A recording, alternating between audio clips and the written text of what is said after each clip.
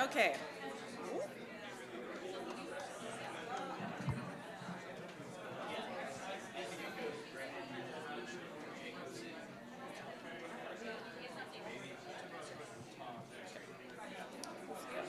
Is a timer. So this is just in case you want to see how much time you have left. Okay. Just tap it once. Okay, sounds good. Up to you. And then Yeah. okay.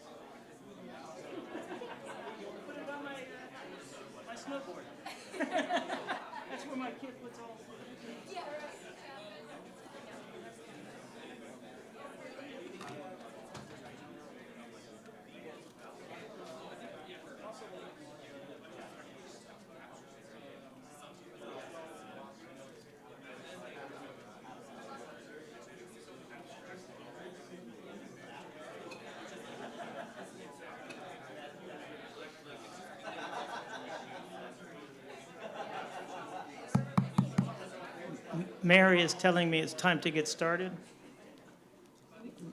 Almost on time.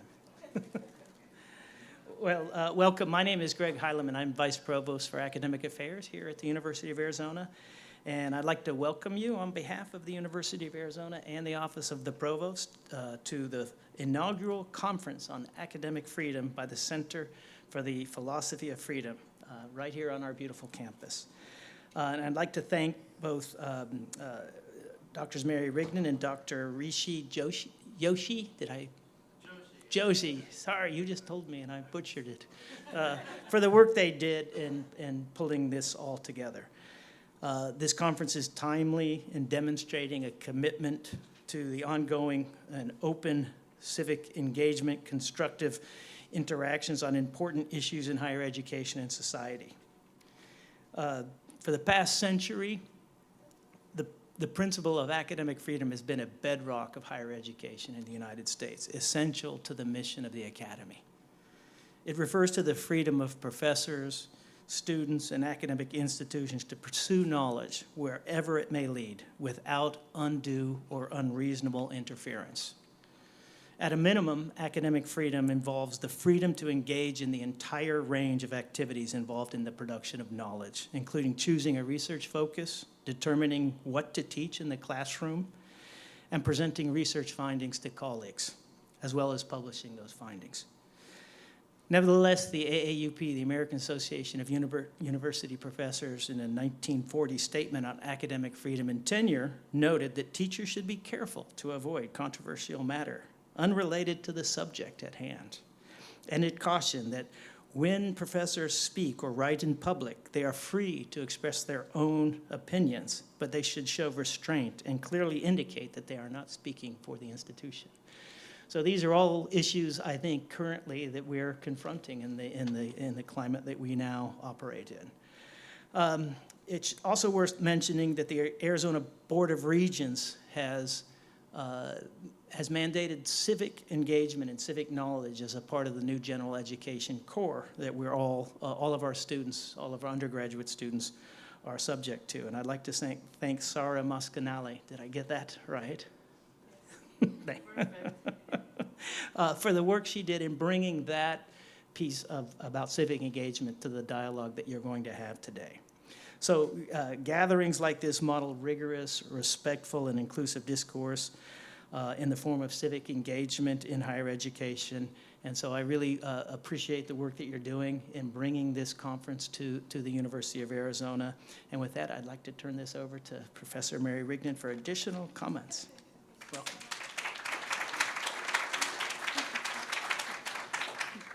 Thank you, Greg. And thank you all for being here today, whether in person or via our online stream, which I assume means you're actually on your couch, maybe in your pajamas, and certainly, I hope, with snacks. I thought a lot about what I wanted to say today, both on my own behalf and on behalf of the Freedom Center. Then I was reminded why I do this work, why I'm both a university professor and the center's director. I do it because I believe in certain foundational values with freedom of speech and academic freedom at the top. I also firmly believe in the importance of transmitting these values to younger generations. And I just want to sneak in here, thanks to all my PPL students who are here today. Thank you. In fact, recently I received an email from a student in my Politics Through Experiments class. She wrote, "Too often I find myself sitting silently when I do not agree with the majority opinion in the room, in fear of backlash from my peers and of recently my professors." But then she also added she's grateful to have professors, like me, she kindly put it, who make a point to have inclusive and open discussions in the classroom. And she concluded, "Thank you also for your work as a director at the Center for the Philosophy of Freedom, where you honor the value found in people's right to constructively disagree." I couldn't have said it better. And I might just print this and frame it on my wall. It's so well said. At the Freedom Center, we honor the right to disagree with reasons and arguments, listening to rather than dismissing others, especially when we disagree with their views. With apologies to my colleague Jason Turner for stealing the phrase, The university is in the knowledge business. We collectively create, curate, and disseminate knowledge. Academic freedom is the foundation of this. Without it, none of this is possible. So what to expect in the next 2 days? Well, we'll see expert displays of and inquiry into academic freedom. You will hear from distinguished scholars from across the country, and topics will range from the role of public universities in a free society to the barriers to free expression on campus. And yes, probably someone will say something that makes you uncomfortable. I'm looking forward to hearing all of it, though maybe not agreeing with all of it. Before we move on, I must thank another colleague, Rishi Yoshi, and he's an assistant professor and a colleague in the Freedom Center and an expert on free speech. I highly recommend his book, Why It Is Okay to Speak Your Mind. As Rishi puts it, we have a duty to share our perspective because it benefits all of us and contributes to a flourishing, well-lived life. This conference simply would not have happened without him. Thank you, Rishi. Also, a huge thanks to the amazing Freedom Center's team, especially our operations manager, Lindsay Wagner, and our communications and marketing manager, who's behind the camera, Amy Hennig, and also to our research assistants, Ben and Colton. This conference simply would not have happened without your support. Finally, I'm pleased to turn this over to our newest colleague in the Freedom Center, Kit Wellman, who's a professor of philosophy, who will introduce our first speaker. Kit, the floor is all yours.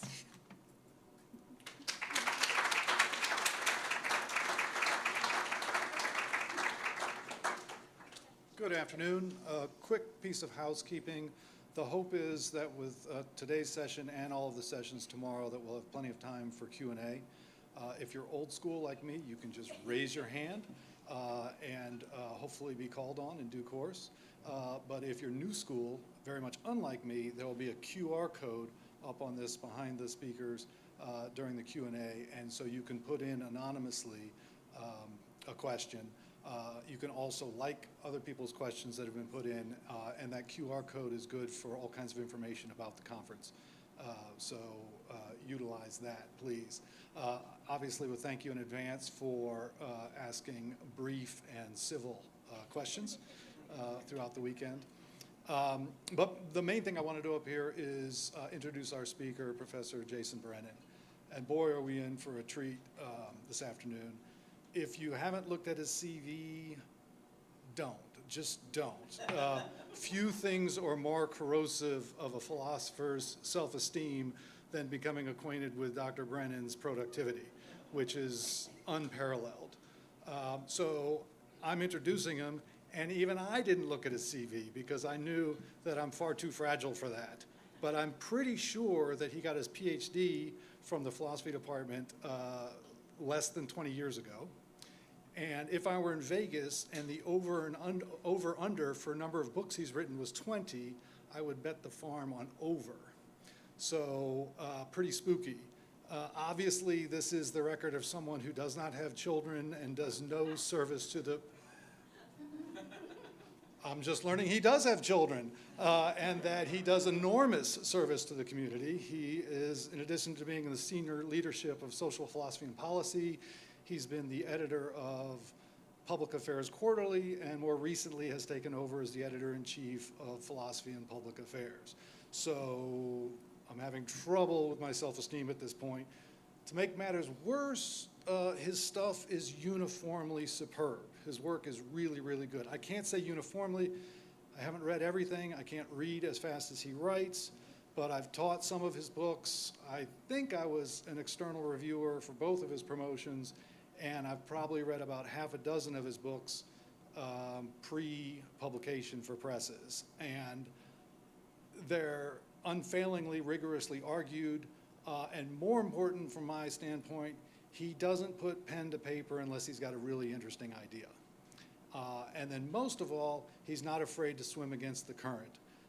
So I don't always agree with him. Most of the time I do, but even when I disagree with him, I think his intervention is extremely important because it's running counter to the dominant orthodoxy in the profession. And so it forces those of us who might not initially agree with him or even continue to disagree with him to shore up our arguments and try and figure out why we're doing what we're doing.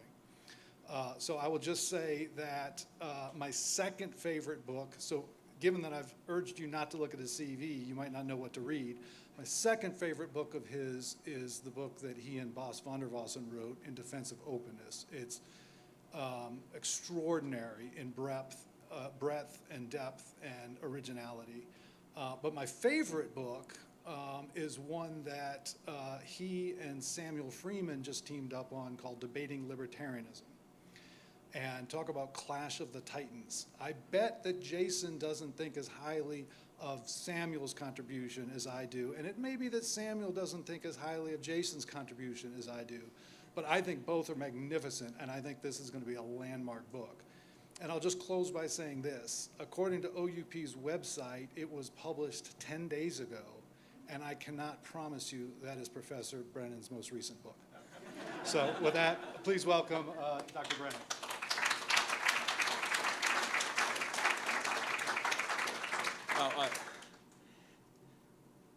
Thank you guys so much. Yeah, it's really great to be back here. I am an Arizona alumnus, so I spent yesterday driving up to Mount Lemmon and taking a look around and seeing old sites and seeing what's grown back and what's changed. Went to the old Guitar Center where I used to not be able to afford anything. And buying T-shirts and that kind of stuff. And I'm glad to be back here. I also want to encourage you, if you're thinking about coming tomorrow, please do, because I'm not a modest person. I really am not. Like, who can confirm that? Like, Steve, I'm not a modest person, right? No, right? But genuinely, this is going to be the worst of the talks.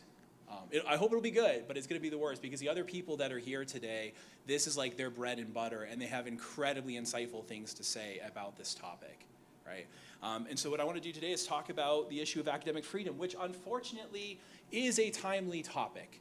It's being assaulted from all over, from the left and the right, sometimes literally with physical violence and sometimes with interventions and laws and nudges to modify things and restrict funding and so on. It's a perennially unfavorable thing to many people, where everyone, I think, wants freedom from themselves and not so much for other people. All right, and what I want to do today is, this is a provocative title, Yes, Even Racism. So I'm going to argue that academics should tolerate even racist research. And I'm not going to defend that because it's a good thing. It's a horrible thing. I'm going to defend it because it's the hard case. So think about, it's very easy to defend the things that are good. So let me start by saying something that sounds super provocative, but actually isn't provocative at all. I, Jason Brennan, do not quote this unless you quote the whole thing, please. I, Jason Brennan, do not tolerate gay people. What? No, I don't. And here's what I mean by that. I have no problem whatsoever with gay people. I thought homosexuality was fine since I was a young teenager. I think it is morally neutral. Asking whether it's okay to be gay, in my view, is asking whether it's okay to use a red toothbrush. As a result, it isn't correct for me to say I have tolerance for gay people. I have no issue with them whatsoever. I have approval of a great number of gay people. Some of my closest friends are gay, and I think there's nothing morally problematic about it whatsoever. You tolerate that which you dislike. Tolerance is going, what you are doing is bad, and I'm going to do nothing about it, or close to nothing about it. That's tolerance. What about this? Should we tolerate racist research on a university? Right? Think about the Skokie and KKK members marching through and having a parade there. Should we tolerate that? Is that part of the limits of speech? Well, I want to talk about that with regard to academia, and academia is different. It has a special thing that it's up to. One reason I'm interested in this, though, by the way, is that, I'm going to take this off. One reason that, it's much louder now. One reason that I'm interested in this is that I don't usually use a standing mic. One reason that I'm interested in this is that sometimes when people defend free speech, they do so by saying, you know what, you're into free speech, you're probably just secretly trying to defend racism. Isn't it just you just want to get away with saying the N-word? Right? There are entire books that basically make that argument, that that's what people are up to. And I went around things like The Atlantic and the Daily Kos and stuff like that and found people making this kind of argument, basically trying to argue that if you're defending liberal speech policies, the real reason you're doing it is because you secretly approve of this stuff and you want to get away with it. Well, no, I don't. That's not what I'm up to, but I think it's worth interrogating this question. Further, you often see people say stuff like this, I favor free speech, but... And then what inevitably follows that is stuff that demonstrates they don't really follow it. In the same way that when someone says, I'm not racist, but they're about to say the most racist stuff you've ever heard, right? So I've heard quite frequently, I favor free speech, but, and then they go on to explain why they don't favor free speech, right? What they favor is like, I favor free speech when it's me talking, but not everybody else, right? As far as like, I made this slide a while back, and it was just talking about, what are people's attitudes towards free speech? And you can ask, and you find that a great number of people on both the left and right, among students, for instance, are in favor of deplatforming, disinviting certain speakers, restricting what people can say, though they disagree about what the particular things are that can and cannot be said, right? Is this right? So before I get into my main argument and what I think we should think about this and why, I just want to clarify a couple confusions about how to think about this issue.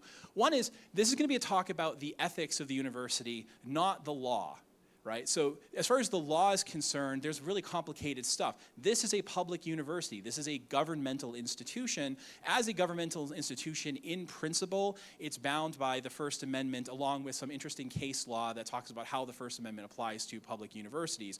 Many public universities do not follow this, and whether they get away with it depends upon who's enforcing it, but that's the case. In contrast, I work for a private university, and private universities, as a matter of law, have tremendous power to restrict what people can say. So Georgetown doesn't have the greatest speech record. It usually is ranked pretty low, even though it's signed on to the Chicago-Princeton principles. It doesn't always live up to them. We're trying to fix that. But as a matter of law, Georgetown, as a Catholic university, could decide that all faculty who join have to be Catholic, and that to be a student there, you have to sign on to a Catholic declaration of faith. They haven't. It's in my contract that they can never do that, but they could have done that if they wanted to long ago. As a matter of law, that's a possibility, and there are actually some colleges in the United States that are like this. This is not a talk about what the law says. I'm not a lawyer, and that's not what we're here to talk about today. I also want to make sure we don't confuse two things. The question of, do you have the right to do something, and is it right for you to do it? It's an unfortunate thing about the English language, the Germanic languages, and even the Romance languages, that in their philosophy, the word right appears in both cases, but they're two separate claims. You have the right to do a great number of things that you should not do, that might be morally execrable. So for instance, I could, right now, if I wanted to, call my mom and humiliate her and go, hey mom, just for the hell of it, you're never gonna get to see your grandkids again, at least not till they're legal adults. I could just do that, and the law would do nothing about it. I have the right to do it, but it would be wrong. I have the legal right to join the Nazi party, but it would be deeply and horribly wrong. There's also things I have the right to do. And by the way, this is a feature of liberal societies. One of the tests to know you're in a liberal society is, do you have the right to do certain things that are wrong? Are certain things tolerated despite their wrongness? So I'm going to be talking about what is right to do, not so much about the question of what you have the right to do. Finally, when we're thinking about free speech issues, one thing that people often get confused about, especially if they haven't taken a law class on free speech, are different kinds of restrictions. So we often talk about what are called content versus time, place, and manner restrictions. Time, place, and manner restrictions mean there might be reasons to forbid you from doing certain things in certain places at certain times, but not because of what you're saying, but because of things like relevance and so on. So for instance, it would not be appropriate for me to, in the middle of teaching a class, have a 15-minute break and start going over my guitar collection with my students just because I think it's interesting, right? And if I kept doing that all the time, it would make sense for me to get in trouble with the university. It's not because of there's something wrong with talking about guitars per se, it's because that's not the place to do it. I cannot come, say, to your dorm later tonight at 2 o'clock in the morning, knock in there, walk in, and start talking about Slayer lyrics. Not because there's something wrong with Slayer lyrics, they're awesome, but because it's not the right place to do it. It's reasonable for there to be time, place, and manner restrictions on a lot of things. You can't talk about anything anytime. I have Houston Smith over here. I took a class on Kant with my first semester here, and if I walked in and he started teaching me Hume, and I came for Kant, not Hume, I'd have a legitimate complaint. Don't worry, he didn't. I'd have a legitimate complaint, and he might get in trouble, not because there's something wrong with talking about Hume. Even as a Kant scholar, you agree. It's okay, right? But because it's not the place for it, right? So when we're talking about free speech issues, if you have liberal speech policies at a university, what that means is you cannot get in trouble for the content of what you say. It's about the time, place, and manner in which you say it, right? Officially, my own university, which gets a very bad ranking in speech rankings, has these rules in place. Whether it sticks to them, well, we're working on that, right? So I just want to avoid those confusions since they might come up as we go. There's lots of different ways to defend academic freedom. If you follow John Stuart Mill's classic book on liberty, he basically gives two styles of argument. There are more arguments for and against it beyond these two, but I'm really only going to talk about, well, really one of these today. But just to give you kind of an overview, when people try to defend academic freedom, they often move to one of two moves.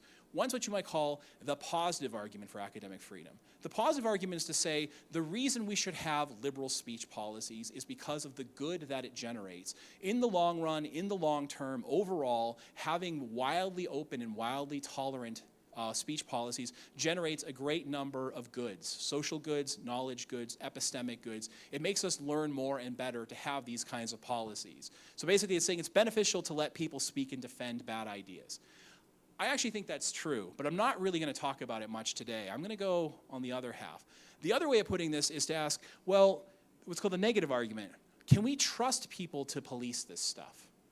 Right? Can we trust people to police it? If we give people the power to police this, will they use that power well? And I'm going to, one thing I've learned about philosophers and just academics in general is most academics only have like 3 ideas in their entire career. If you're really good, you might have like 4, and if you're bad, you have 1.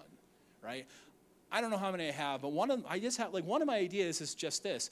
In order to imbue somebody with power, they'd have to act in good faith and use that power competently and in good faith.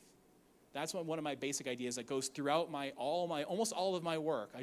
I have kids said, when's the next time you have a book? I have a book being under review with Oxford right now. I hope they take it. It's going up to the board, I think, this week, on a secular defense of Christian grace, why we should be gracious towards one another, right? And it's literally the same book as Against Democracy. It's the same basic argument on a completely different topic. In order to use power, you should use it competently in good faith. What if it turns out people do not use their power competently, and what if it turns out they do not use it in good faith? Dan Jacobson over here, Professor Jacobson, who you should definitely come to his talk. I'm sure it'll be amazing. He has a colleague, Michael Humer, who we both admire a great deal, and I almost always think Mike's right about everything. And when I know that I disagree with him about something, that worries me, because he's a lot smarter than I am, so that means I'm probably wrong. But he's written some stuff criticizing lawyers, defense lawyers, defending criminals. If you know they're a criminal, how could you defend them? But one of the most common arguments in the law about why you would defend a criminal is not you're defending the criminal, sorry, you have to be the criminal, not we're defending you for your own sake, but the reason we defend you in law is to defend all the other people. The point of defense attorneys is not to defend the criminal, it's to defend all of us from the state. I want to make an argument kind of like that. I'm worried about imbuing people with the power to censor one another, both in a formal and an informal sense. All right? Let's just talk a little bit more about the positive argument before I kind of discard it and go beyond it. I think other people will give variations of this over the course of this weekend. The positive argument for academic freedom basically says something like this.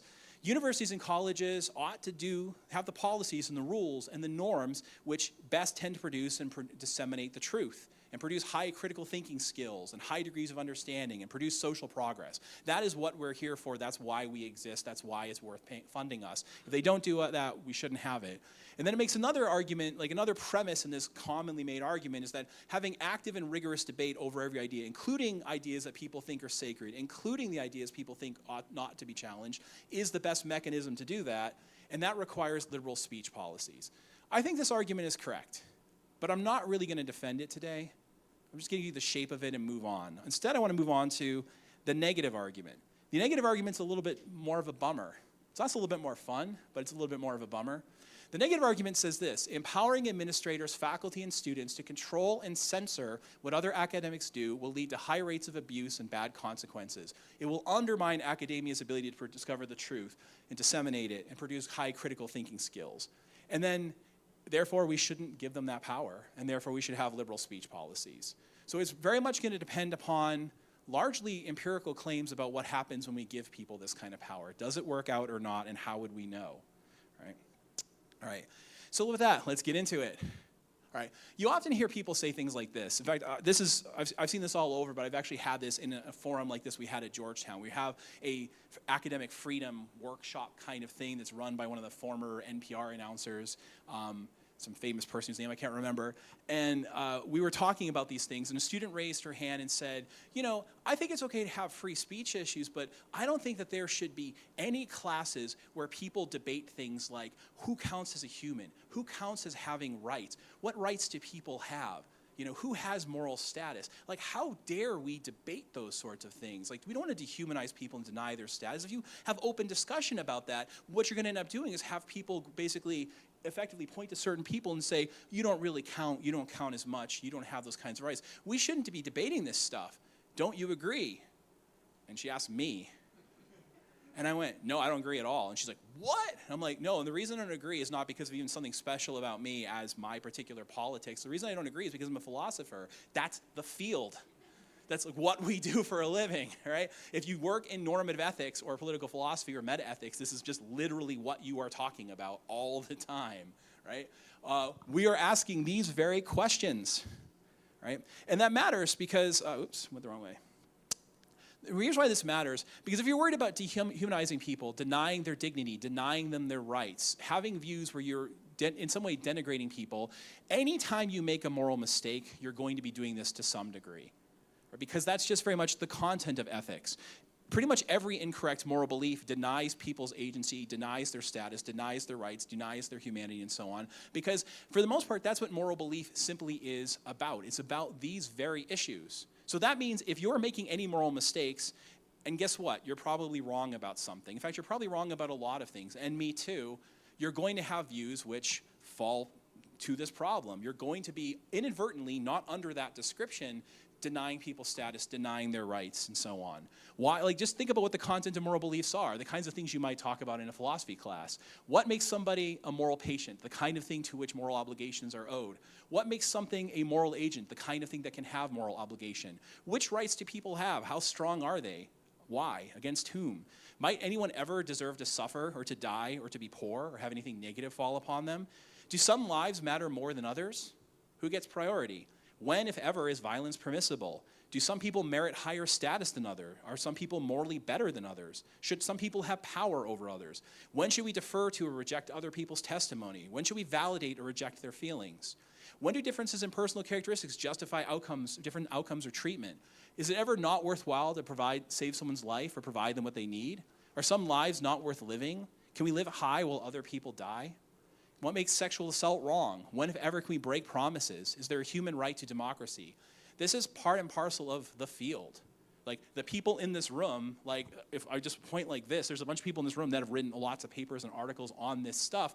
And if they're getting some of those things wrong, which probably they are, I mean, not me, but the other people, they're probably getting some of these things wrong, they're going to end up defending the denial of rights, the denial of agency, the denial of dignity. They won't call it that, but that's what they'll in fact be doing. They just won't know they're doing it.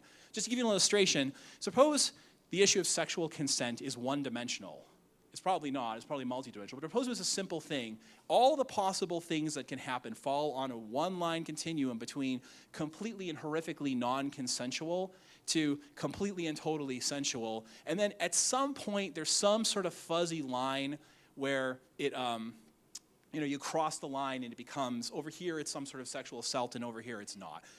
And you're trying to figure out where that line is. Well, here's what happens. Suppose this is the line and you don't know it, and you draw it over here. If you draw the line to the left, what you end up doing is you defend the permissibility of things that are sexual assault. You don't call it that. You think it's okay, but it's not. You're sitting there going, this thing's fine, and in fact it's sexual assault. You've made a mistake. Well, maybe you want to be, I better draw the line really far the other way to make sure I don't do that. But that's not very good either, because if you draw it too far to the right, then you're basically infantilizing people and treating them as children and denying their agency over their own bodies and selves. Right? No matter what you do, if you make a mistake on this particular question, you're going to do that to some degree. So the question is not going to be, are you allowed to make these kinds of mistakes? Are you allowed to deny that? It's going to be how much.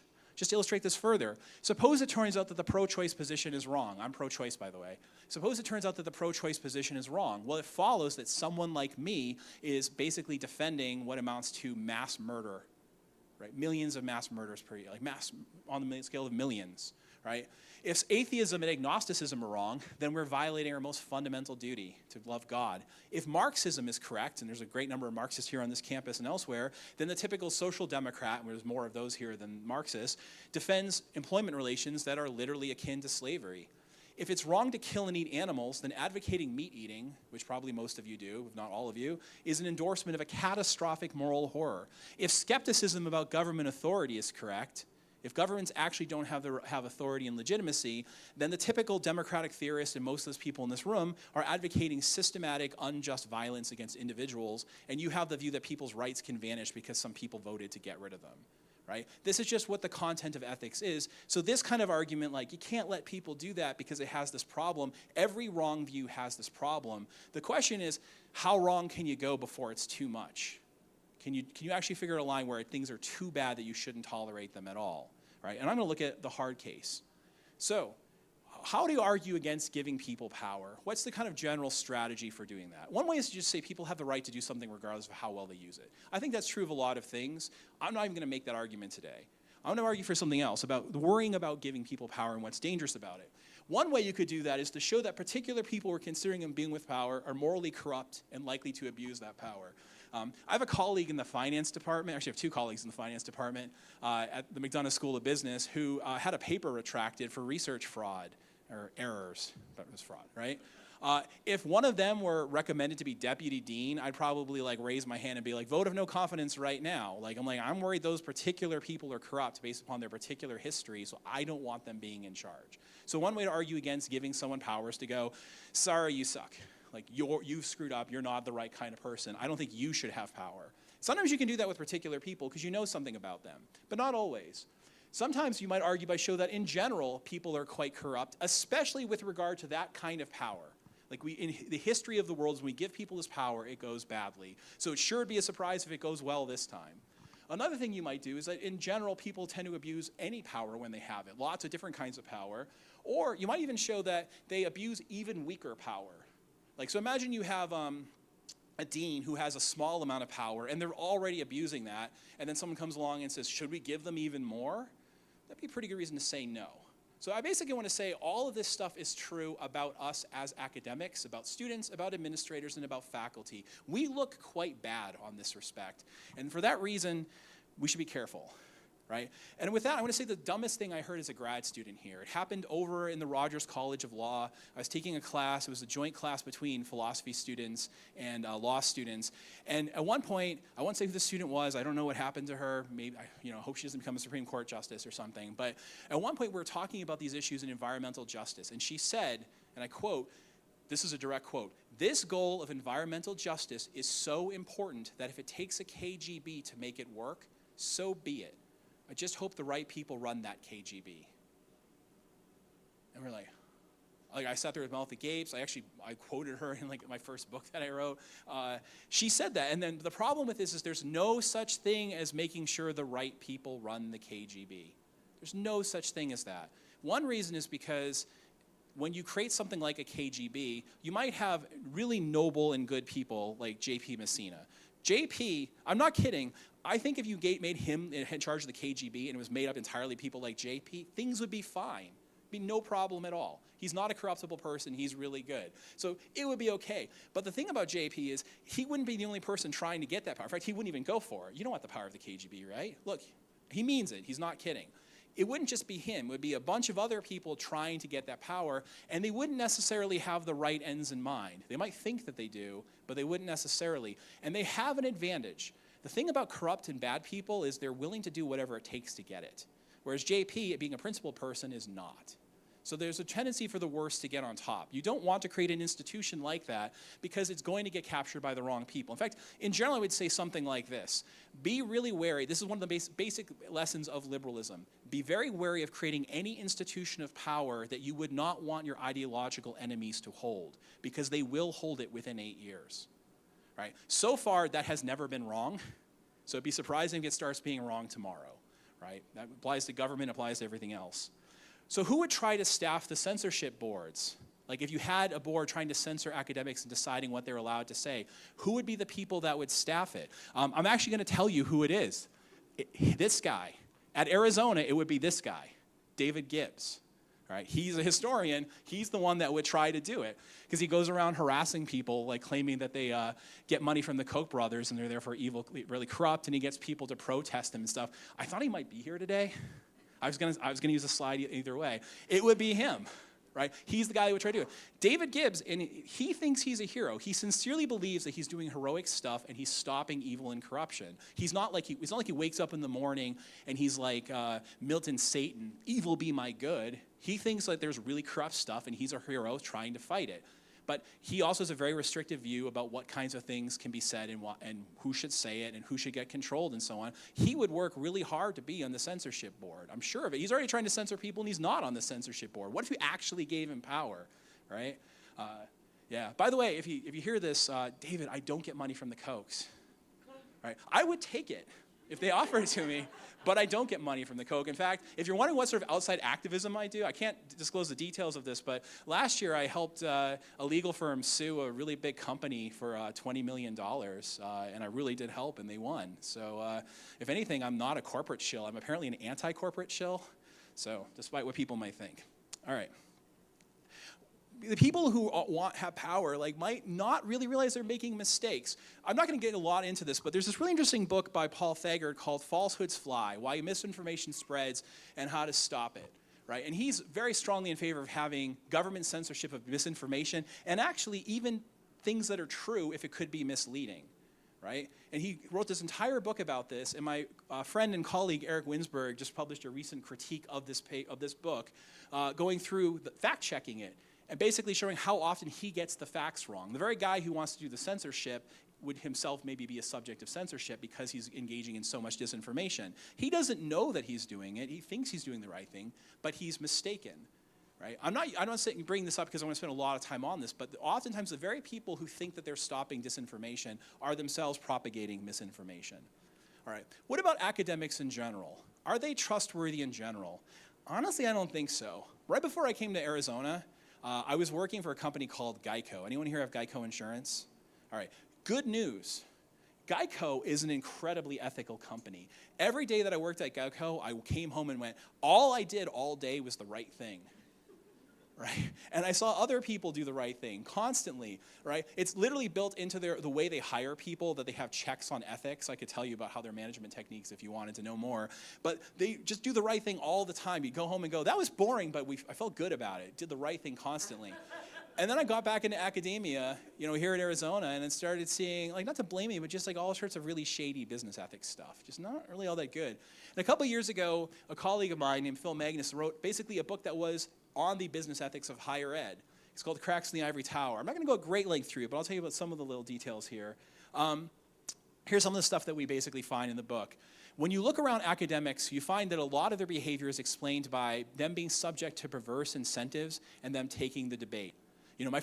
After I graduated from here, my first job was at Brown, and we had this guy that we hired at Harvard at the same time, and he came in week 3 and comes up to us and some other people and goes, good news, I got my freshman class down to 3 people. I made sure to be super boring through all of my teaching so everyone quit my class, and now I don't have to do any grading because I only have 3 people in my class. And we're just like, wait, I get why you think that way, but you said it. Why was he doing that? There's something especially wrong with this guy. He's a great guy. If he were here in town, I probably wouldn't use that example because it's him. But if he were here in town, I'd go have a beer with him, and I even like beer. That's how good of a guy he is. But nevertheless, he's doing that because he has perverse incentives to underdo his teaching. Raise your hand if you're a student. All right? I'd like to let you in on a little secret if you don't already know. We don't get paid to teach you. We really don't. We get paid to do research. Just to give you, this is different in my school than this school. If you win the best teaching award on my campus, you get $10,000 in your research account. Wow, who cares? Right? Especially if you're a philosopher, we don't need anything. We need pencils and paper. We don't even need trash cans. We don't throw ideas out, right?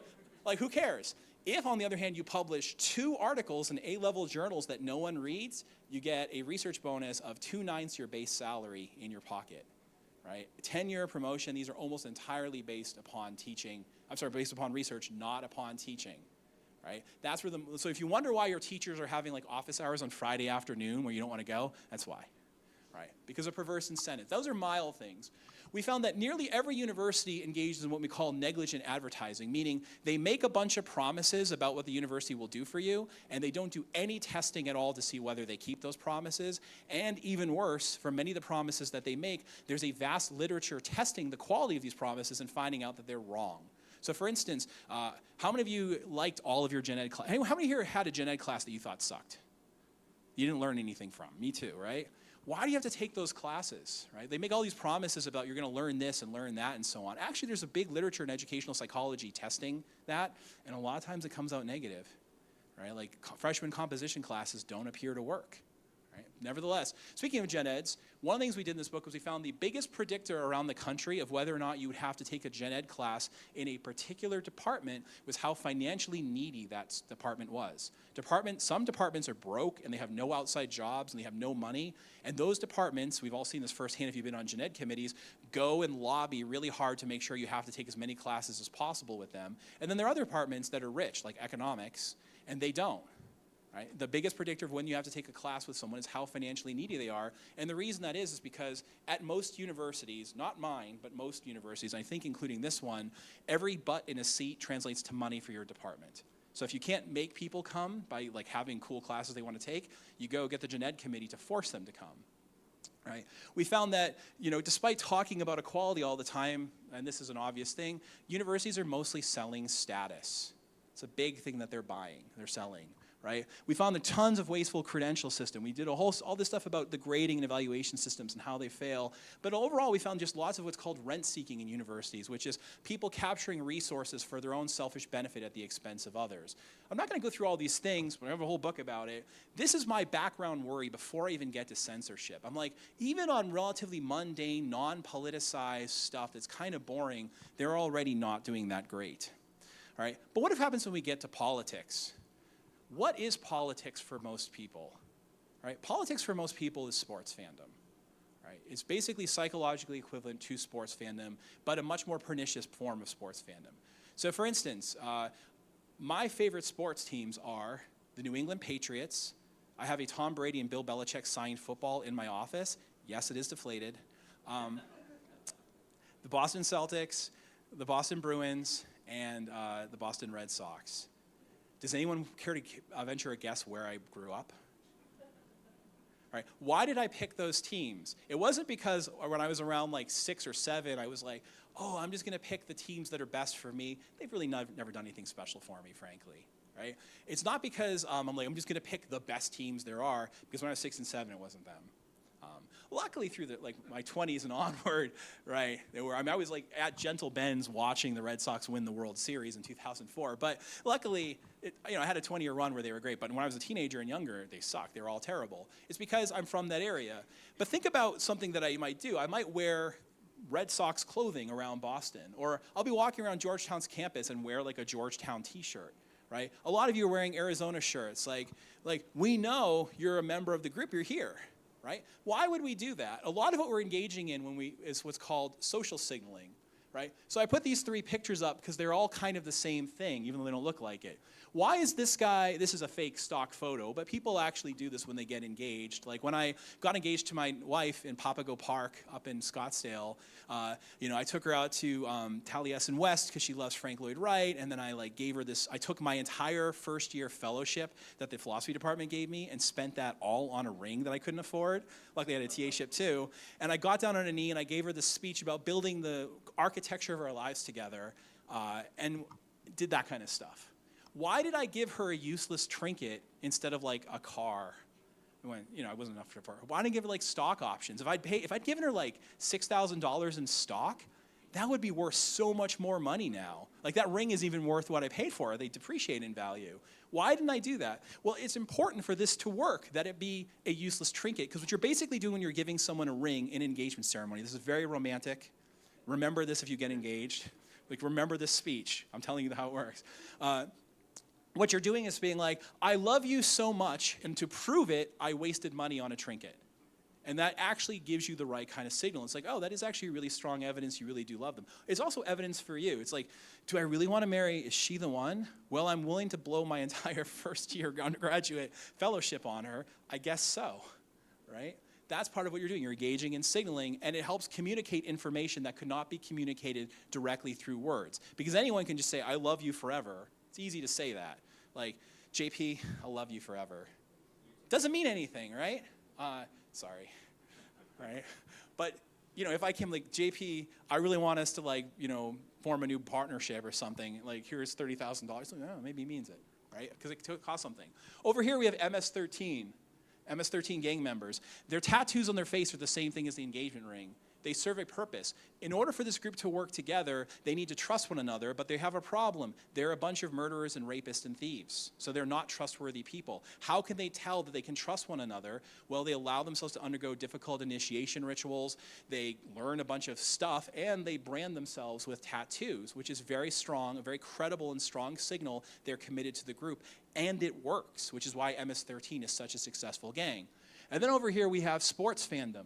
Like, if I'm wearing Red Sox stuff anywhere in the country, people come up to me like, hey, Boston, F the Yankees. And I'll be like, F the Yankees, and then we're friends, right? It signals something to us, like we're committed to the group. And when you're wearing that stuff on campus, they go, oh, you're wearing an Arizona shirt. You are loyal to this particular group. So that's how these things work. What about the psychology of politics? For most people, hold on, now this like disappeared. For most people, it's basically the same thing. Most people, when you vote, has no real effect on what happens to politics.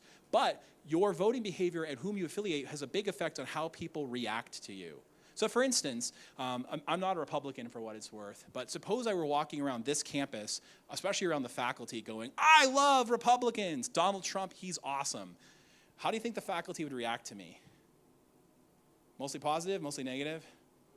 Would I get a lot of friends? Probably not, right? So my political affiliation has a big effect on how people react to me, the social benefits and social costs that I have. And this is the thing that bears most day to day on what people are doing.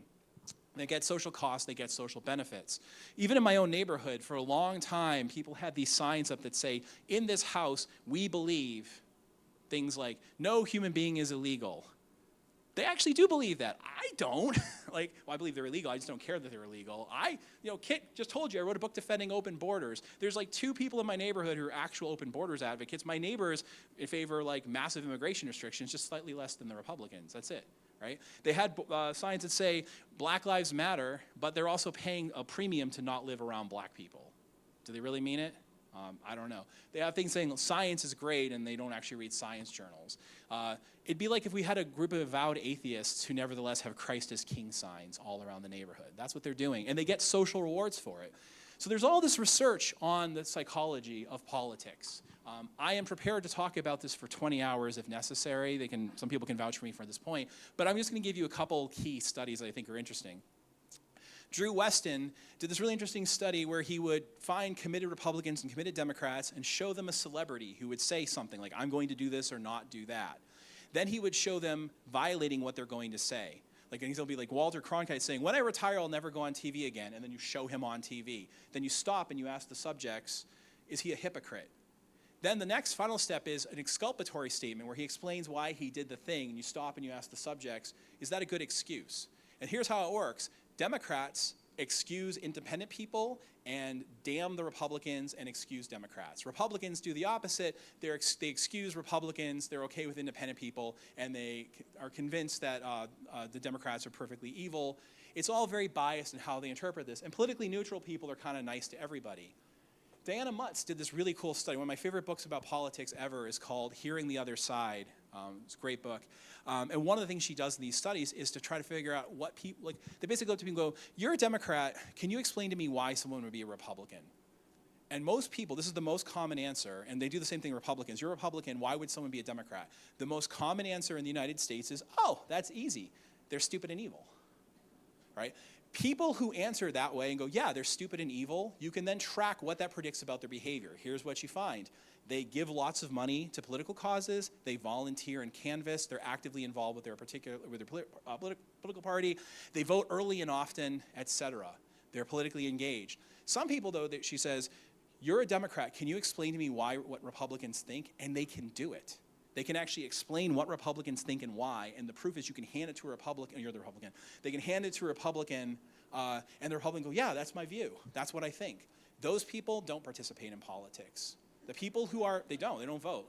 And if that seems weird to you, I can give you an analogy you've seen here on this campus, at least I've seen on this campus.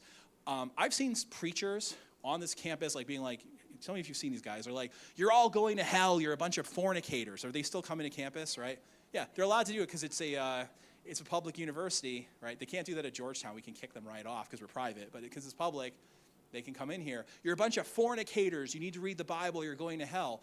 Those people never go. And by the way, you should also read the Quran while you're at it. Right? They're the true, just to be open-minded, they're the true believers. Those are the people that participate the most. And the way that you get status among other true believers is by being the most extreme. So for instance, right now, right next to Fenway Park in Boston, there's something called the Lansdowne Pub. And there's this guy, Jimmy, who's there drinking Sam Adams as we speak. And he just drinks regular Sam Adams Boston Lager because he's a true New England Patriot. I've watched games with Jimmy where one of our players comes sliding in from your perspective to home plate and gets tagged out 5 feet from home plate. And when that happens, Jimmy goes, he's safe. What the hell, is the umpire blind? Right? And I'm sitting there looking yeah, he's kind of obviously out. But you know what? When he does that, I like Jimmy more. We all like Jimmy more than everybody else. He's so loyal, he denies his own eyes. It's proof that he's really committed to the team. He's a good fan. And then we buy him a beer. Right? But when I'm I had an opposite thing a couple years ago, after, Brady left, we had, I won't even get into all the details of it. I was we're going to have a bad year. I'm on the Facebook groups for the Patriots, and it's going to be a bad year. We'll be lucky if we win 5 games. And the other Patriots fans are you don't believe, you're not a good fan. I'm I still love them. I still want them to win. I'm just not gonna. And I lose status, even though I was right. All right, we'll see about this year. All right, 1-0, that's a great start for us. It used to be a given. That would be awesome. All right, so this is how politics works in general. Sorry, 1-1, my bad. All right, I've already purged the loss from my brain. This is how politics works in general. People are nasty to each other, and they get more status from being nasty. If you go and you're open-minded, and you talk to the other side, that looks really bad. People think you're disloyal, right? If I told Jimmy that I was thinking about marrying a Yankees fan, he'd be what the hell are you doing? You can't do that, right? If I told him that, my mother-in-law one time said something. She's I like both the Yankees and the Red Sox, right? If you're a baseball fan, you know that's not metaphysically possible. It's right? There's no world in which that is the case. Part of what it is to like those teams is to hate the other team. But frankly, with a lot of fandoms, including political fandoms, sometimes what happens is part of what it is to like your team is to hate the other team, and you get rewarded for being unfair to them. Hey, maybe we should listen to them and see what they have to say. Oh, he just said we should listen to them and see what they have to say. He's not really loyal. I don't know if we should hang out with this guy. That's the social dynamic people have a tendency to face in politics, and I can give you 50 million studies to prove that. How does this affect the academy? Maybe the academy's great. Maybe we're immune to it, right? One time people were why are there so many, how come there's no Republicans in the academy and it's all Democrats, right? Actually, Social Philosophy and Policy published a paper on this a few years ago, and the author just said, yeah, because, Republicans just don't have the mindset to be professors, that's all, right? And he said it with a straight face. And he made an argument. I don't think he's right, but he made it with he just said it with a straight face. Could it be that? Maybe, but in fact, there's research on political bias and political hiring. So before we even get into academic hiring, there's some really cool research by some Stanford political scientists where they're looking at political affiliation and hiring just outside of the academy. It's for literally working as a clerk in a grocery store, right? And what they did was they take a bunch of resumes and they have a bunch of people rank the resumes and say which are the best and the worst resumes. And as you might expect, they do things if you're the quarterback and you're the third string corner, right, who sits on the bench, they think your thing is better. If you have a 4.0 GPA and you have a 3.5, they think yours is better. If you took honors classes and you took level 2 classes, they think yours is better, et cetera, et cetera. They rate it like that, just as you might expect. But then they put markers of political identity. They're part of the young Republicans or part of the young Democrats, and then they give those things to people who belong to those political parties to see how they rate the resumes. Once political affiliation was introduced onto the resumes, the objective quality of the resume had no statistically significant effect on how people hired. It just completely washed out. So that's what people are like before they get into academia. That's what non-academics are like. Maybe we're better. It's possible, right? Maybe we're just a better group of people, right? I like academics. I'm an academic. I used to not work in academia, and I came back. Overall, I like it. So, I'm inclined to listen to that idea. But in fact, this has been studied too. And the answer is no, they're not. Right?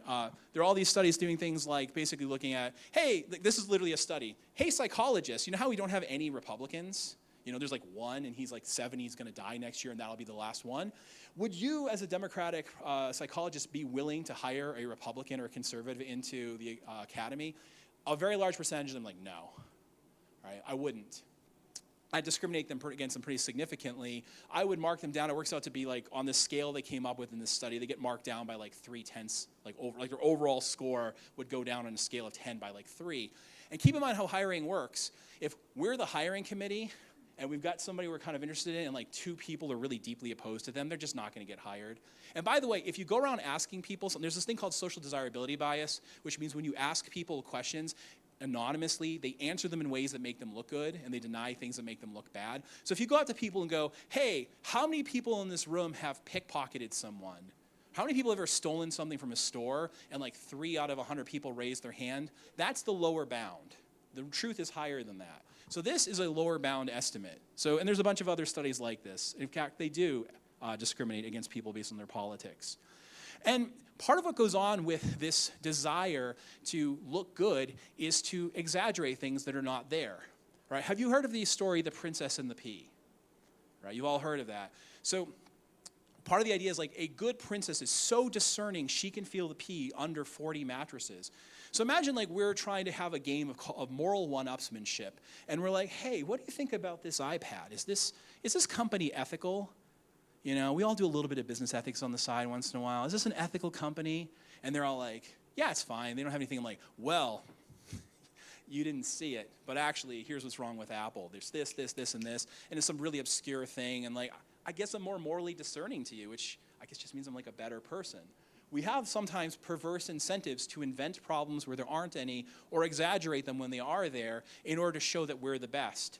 Not just that, but also times when you have a thing where everyone is kind of ratting on one another, you sometimes have an incentive to be the first to point fingers. You've probably heard about, say, the 1930s under Stalin, where he needs to get a certain number of people who have sabotaged the revolution. So how does he do that? He just tells people, like, you get a reward if you rat out your neighbors and say that they're sabotaging things, and you create a dynamic where everyone is the first to point the finger. So when you see things like this, wow, everything's racist now. Like, crossword puzzles are racist.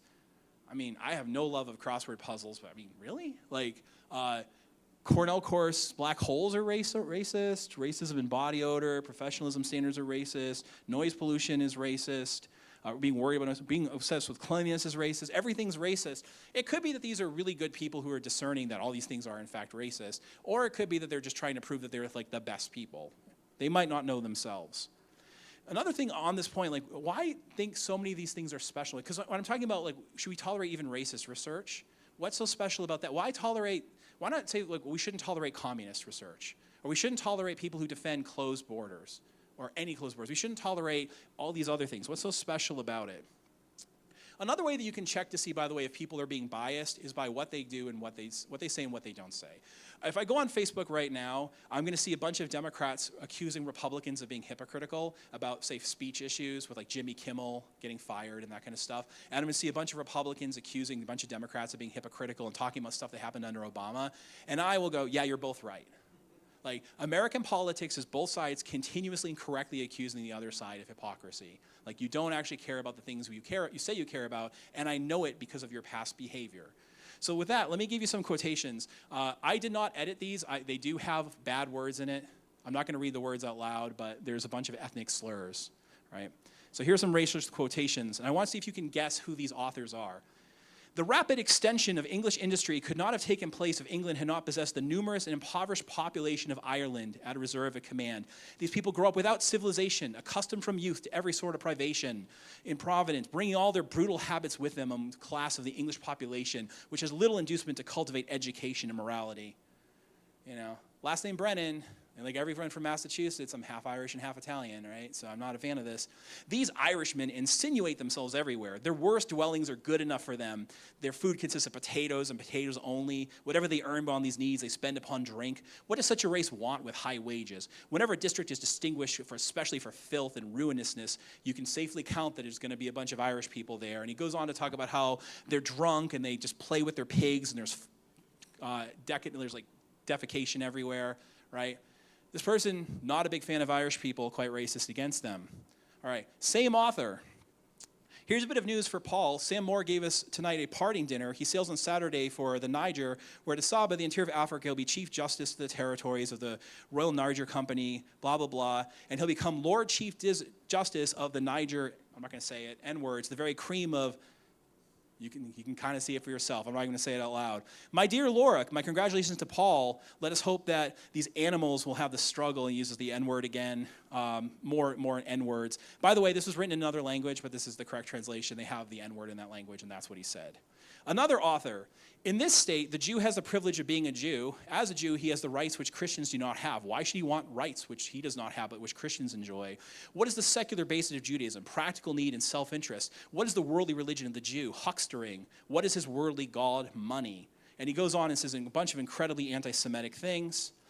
He wrote a long defense of a guy named Trameau, which you've never heard of, who wrote racist evolutionary theories. He says his historical and political applications are far more significant and pregnant than Darwin.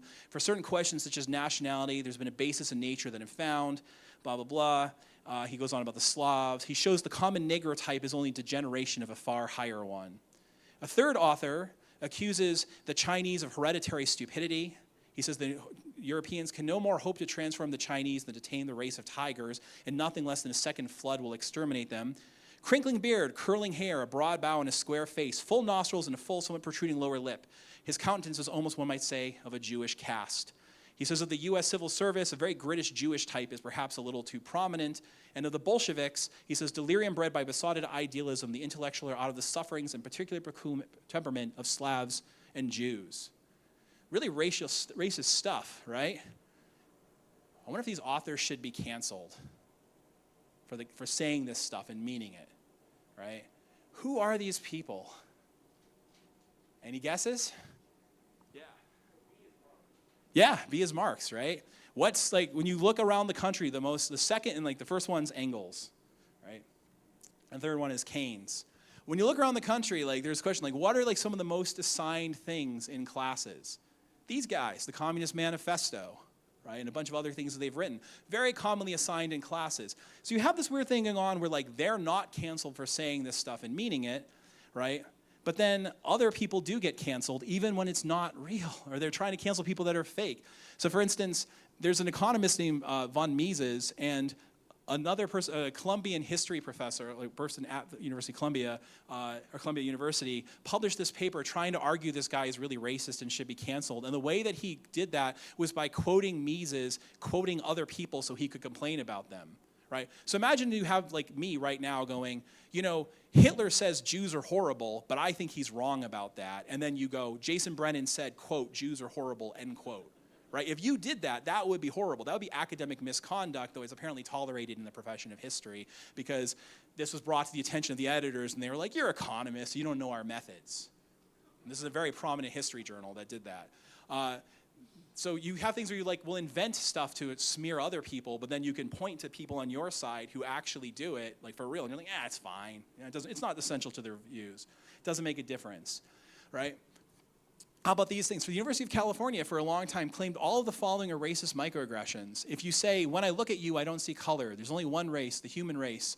America is a melting pot. I don't believe in race. I believe the most qualified person should get the job. Of course they'll get tenure.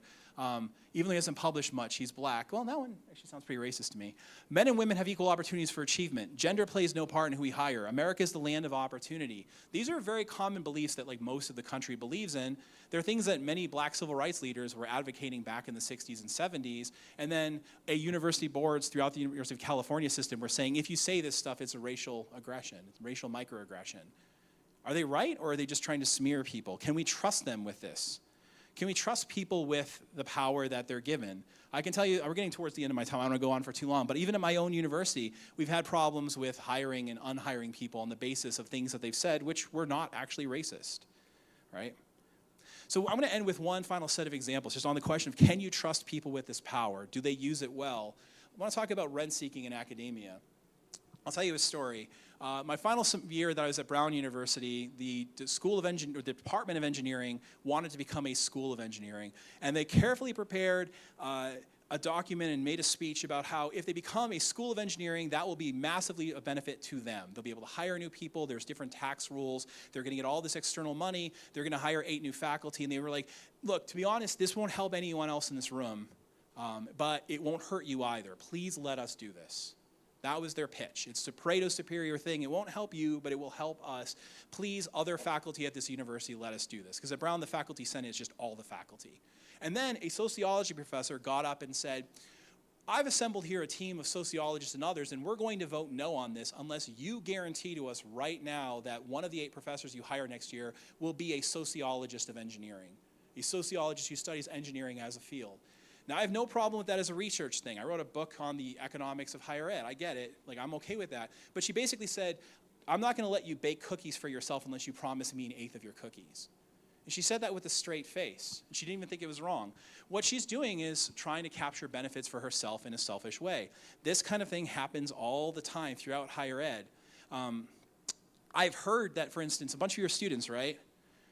Your tuition's gone up quite a bit. Okay? What are you paying for with your tuition? I guess you're paying off university debts probably in this particular case. It's like doubled in like the past couple years, right? What are you paying for? Well, let me tell you what you're mostly paying for. I didn't look up the exact number, but the last time I looked it up, $600 billion a year is spent in the U.S. on higher education. Of that, about $130 billion goes towards running the classes. The rest is for other stuff. Why? Well, imagine you want to get a raise as an administrator. How could you justify getting a raise? Well, with people like you and me, we're academics, they just look at things like how much have we published and where do we publish it. Discrete, easily measurable outputs. I show it to my dean. The dean gets reviews and goes, you published a lot. Here's your 2/9 salary bonus and like a course reduction. Good for you. We have discrete things that are easily measured. But what if you're doing a lot of office busy work, some of which is really essential and some of which is less essential? Same thing with publications. Some of them are really good, some not so good, right? One way you could do that is to go up to the dean and say, like, look, when you hired me, I had 3 people working for me, and we did this much stuff. But now I've got 25 people working for me, and look at how much more stuff we do. It's called mission creep and administrative bloat. And it works out to be something like this. Since 1970, the number of full-time undergraduates in the United States has gone up by about 50%. It's about to drop, but it's gone up by 50%. It's going to fall off a cliff in the next 5 years.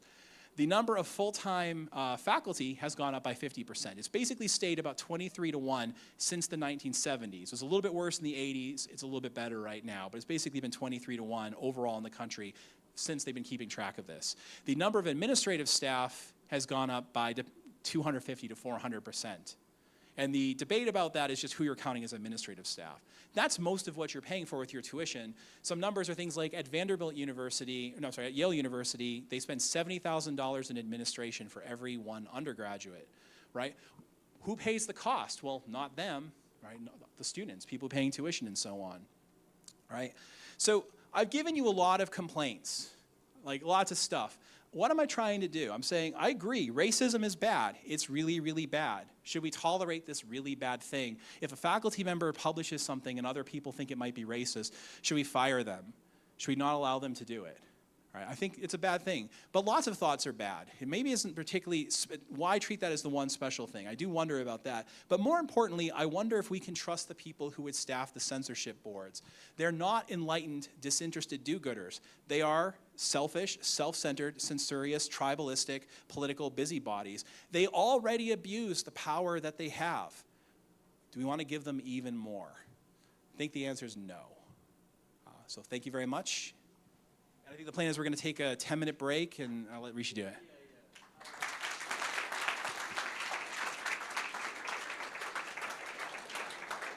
Hey, thanks, Jay. Thanks for that great talk. We're running a bit behind, so let's take a 5-minute break, and then we'll be back. There's these little flyers everywhere, and you can use that as a QR code to enter your question. If you want to enter it anonymously, that's an option. But otherwise, we'll come back and we'll do questions and answers, and you can just raise your hand as well. So see you in 5.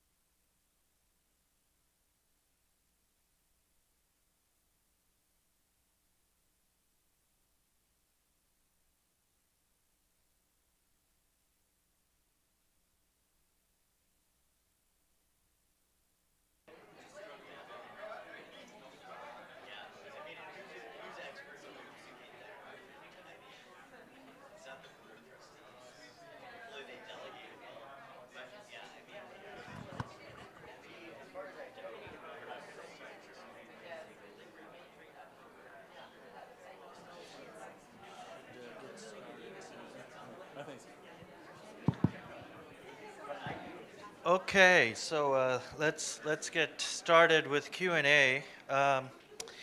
Just a short announcement, just in terms of housekeeping. The plan is, after this, the speakers, we're doing a dinner at Boca Tacos at 5:30. But I was thinking we'll probably be there for a couple hours, and then 7:30 we'll go to the Royal Room, which is a bar nearby.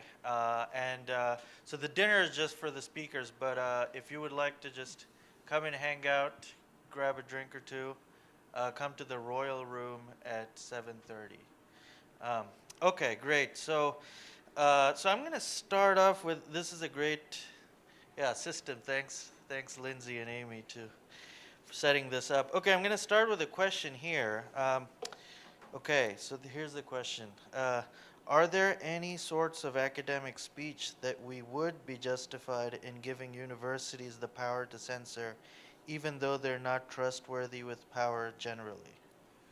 Yeah, and even these I'm worried about. Like, I think I said time, place, and manner restrictions, if not content. There are special cases in liberal thinking where we do censor certain kinds of threats, for instance. Like if somebody says, like if I really, like making a credible threat, like, Dan, I'm going to kill you right now, like, I'm not making a credible threat. Like, yes, we censor those things. If someone is making credible statements to the effect, like, imagine I said something like, I think female students are idiots, and so when I get a female student, I just give them really low grades. And then they look, and I actually am giving all my female students really low grades. That would be a reason to be worried, though part of it's because I'm actually acting on it. But even if I just said it, you'd be worried that I'm like declaring I'm not competent to do my job. And by the way, that could be a worry about the racist stuff too, right? I think that's a real concern. There's something called harassment, right? There's a difference between like, if I just go, like, I mentioned David Gibbs, right? I'm like, I don't really like David Gibbs. I think there's a problem with that guy. I think he's kind of a jerk. And I do think that if you see him, you can let him know I think that. You can watch this video.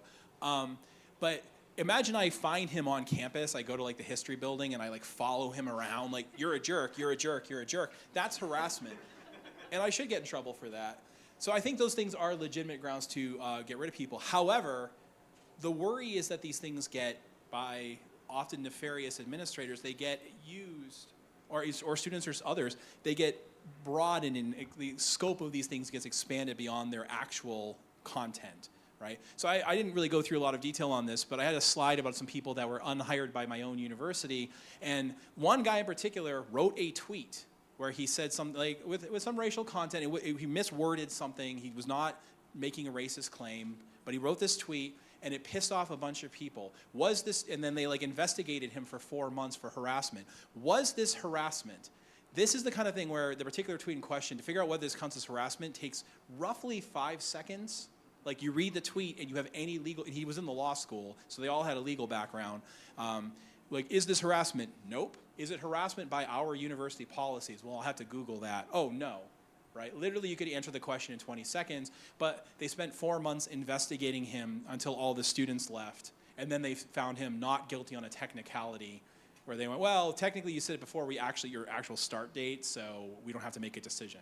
Right? So that was the case where it's like, yes, people who harass others should, like, harassment can be a form of speech, is a behavior and speech combination. Sure, that should be censored, but as a matter of fact, at Georgetown, like, Dean Traynor of the law school uses that power nefariously. So I worry about even these things, people will take abuse of them. You know, Dan Jacobson over here is a Mill scholar, and he can tell you that like people get the harm principle wrong with Mill. But one thing that people do is they go, oh, Mill said it's okay to censor people if they're harming others. Cool. Hey, it turns out you're all harming people constantly, and it's fine to censor you, right? These things get expanded, so that's my worry. Great. Any hands? Go with Henry. Yeah, go ahead.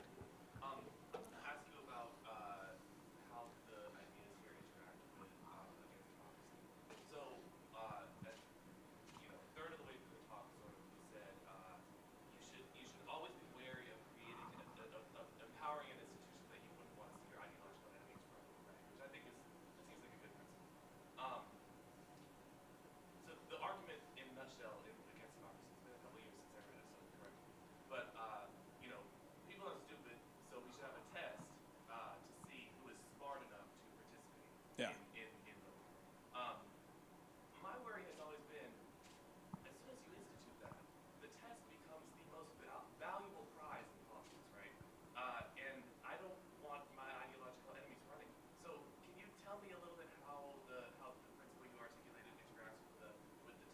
Yeah, I think I mean, I don't spend a lot of time on this because it's about other work, but even in the book, I say basically that. Like, it would be really dangerous. People would try to abuse it. It's one of the reasons why I want the test written by a Democratic mini public and not by others. But I'm still worried about that being abused and so on. So I'm like, yeah, this probably one isn't going to work. I just want to experiment with it on a small scale and see, right? I'm like, in a way, you know, just because you bring up against democracy, people are like, oh, this guy really loves epistocracy. I'm like, no, I like messing with democratic theorists. It's a difference, right? It's not that I think epistocracy is really likely to work better. It's just like I want to make the best defense I can of a thing that their system rules out, because I'm trying to convince. You're a philosophy student, or you're a PhD student, or yeah. So basically, I want to make the best defense I can of like instrumentalism about political form, and so I have to knock down all the deontological arguments, and then just say between these two things, it's just going to come down to which one happens to work better in the real world, right? So it's not like I'm like, yeah, rah, rah. I'm not like like there are these epistocracy activism groups now, and I'm not a member of it. So sorry about that. But that's how that interacts. I think that's a very important objection to. I think it's such a good objection to my view. I tried to put it in the book. All right. Other hands? Sam, go ahead. I want to ask you a question about how de facto censorship often works in universities, and it's often through either an overt or like maybe people, it's like not transparent to them what they're doing this, but abuse of discretionary decision making. Mhm. And discretionary decision making that we really do want to, it seems like we have really good reason to leave in the hands of a department. So for example, who to invite to a conference or give talks, letter writing, but also, like this is going on in my department, decisions about what lies within subject matter expertise or not. Mhm. So like you might think, what should we do about this? Is this a case, is there any like even prima facie case that these processes actually there should be more oversight or more regulation Yeah. of these processes? Yeah, that's a Yeah, great. of course, your ideological. Oh, so sorry. Yeah. Yeah, I should hand you the mic. So she's asking about there are these soft discretionary powers where people can disinvite people or not spend certain things, or just they're not actively censoring, they're just making decisions that have the effect of censorship, like through exclusion and so on. Should there be regulation that stops that, right? You're going to talk about that tomorrow, right? I would have a worry that, yeah, like part of me, like I'm always like a government, like a failure success kind of person. So I would be like, I can imagine regulations that would fix that problem, and then I would be worried, who is actually going to capture those? Will the weapon that I create to stop this be captured by the very people that are already using this? I mean, in this case, I would worry the answer is yes, because there's more of them, and they're really well organized and so on. So for me, I'd be like, if someone had a proposal for that, I'd want to see like, well, find a particular university, let them try it out, and if it works, scale it up, and if it doesn't work, don't. But I would be really worried about, say, passing a law on a nationwide or even statewide basis to force this upon them. And you're right, there's all kinds of like discretion about this is like literally an example from my own university. One of my colleagues was getting funding from a group that has some politics people don't like, and a particular deputy dean who had nothing to do with it was just like giving them extra paperwork to do in the hopes that they just wouldn't get the funding, right? It's not like he's actively censoring them, he's just making it a pain in the butt, right? But would I know of a regulatory board that would fix that? There is one thing that I'd like to see. Think about how at most universities you have some sort of like DEI division that will actually like investigate racial issues and like diversity issues to see if people are like abusing their behavior. What if you had something like that for free speech issues? Like at Georgetown, I'd like there to be something like whenever someone has a complaint about speech, it goes to the speech ombudsman, who then looks at it and goes, if this is a content thing, I automatically throw it out. I only look at it if it's a time, place, manner thing, or like, you know, maybe you could have a board like that where they have actual regulatory power, but even then you'd have to staff it with the right people. And there are people who would like want to be in charge of it like me because they believe in free speech, and there's people who would want to be in charge of it because they like, yes, I can crush my enemies. So I don't know. It could work, it might not. We'd have to try. Any other? Steve, yeah, go ahead. So your talk was called Even Racism. Yeah. Racism is marked out as especially. Here. So the title of the talk is Even Racism. So racism is marked out as especially loathsome. Yeah. And then in your beginning of your remarks, you kind of go out of your way to say, look, this stuff's awful. I don't want to say anything. I don't want anyone here to think I have any sympathy, right? Right. But my argument is elsewhere. So I kind of wondered about that in light of the kind of Millian worry, which is that, you know, you could think about the censor, you could think about officials trying to shut down discussion.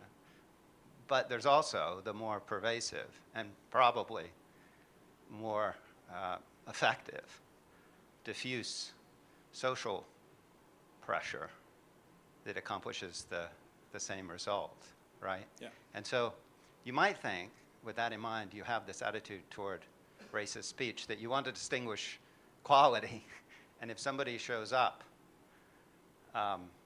with what looks like evidence and argument, then one should have a kind of welcoming posture. And that's really strange. That really tests the limits of tolerance, right? Because, Right. like you said, tolerance is, I don't like what you say, but I'm willing to put up, I'm willing to bear it. But I think the Millian thought is, there's an opportunity here. And so you have to have more than tolerance. You have to, it's an extremely difficult kind of Yeah. mindset to have. But I wondered what you thought about that. Because one of the slides, by the way, that you had the bell curve book, which Right. is really dated now. But that was a book that had evidence and argument and was routinely misrepresented, right, about what they actually said. But you might take that as a speaker that it would make sense, right, to invite those people to your campus, right? as Yeah, opposed to just I talk. agree. Okay, that's all I got. Yeah, I agree with you. It's a great question. There are these real puzzles here. I've been working on like the ethics of belief, like ethical charge. Like, are you bad for believing this? Should I be your friend if you believe this, and that kind of stuff? And there are these weird cases where sometimes we think the intellectual is better than the just blind, like kind of dumb, non-intellectual believer, and sometimes we think they're worse. You know, you might be like, oh, the real intellectual proponent of Nazism like is worse than the guy who just kind of goes along with it because they really think it through. But then there's a question of like whom we tolerate and we accept. Sarah Conley and I at one point were doing a debate book on academic speech, and it failed review and it didn't get accepted, so we didn't do it. So I do fail on these things sometimes. And we were talking about this very point, and she brought up some guy who, I forget what his name was, Spencer, I think it was, I don't remember, but he was like this provocateur who would go around like making YouTube videos and so on. And she's like, I can't imagine any reason to bring this guy to campus. His arguments are so dumb and so on. I'm like, I think students, frankly, would get a lot more from hearing from this guy than they would from hearing from me. Like, here's like a person defending this. Like, listen to them. Like, get something from them, right? I have a class right now called Moral Foundations of Markets, which is a class that got started here with a different name. We exported it to Brown, then we exported it to Georgetown.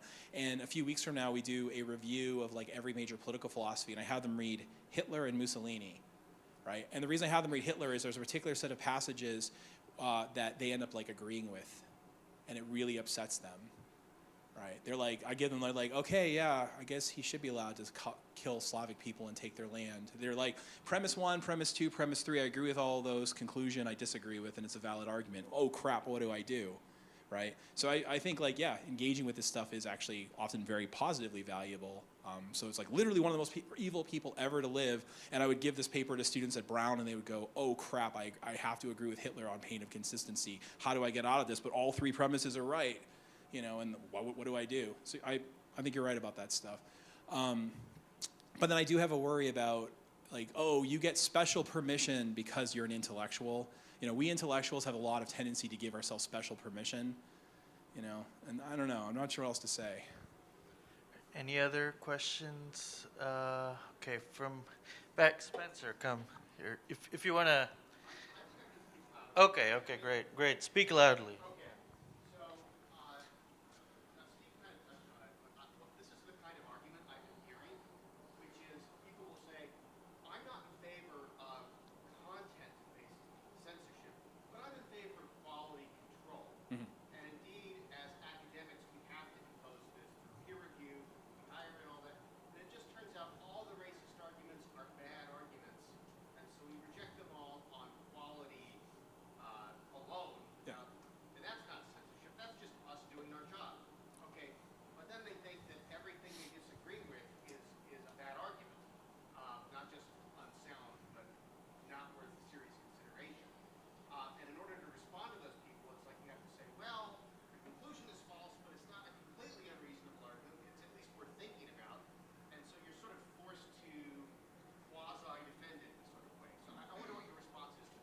Yeah, I agree. It's a real problem because we don't accept everything. We can't read everything. Not first of all, not all truths matter. There's an infinite number of truths in the phone book that don't matter, right?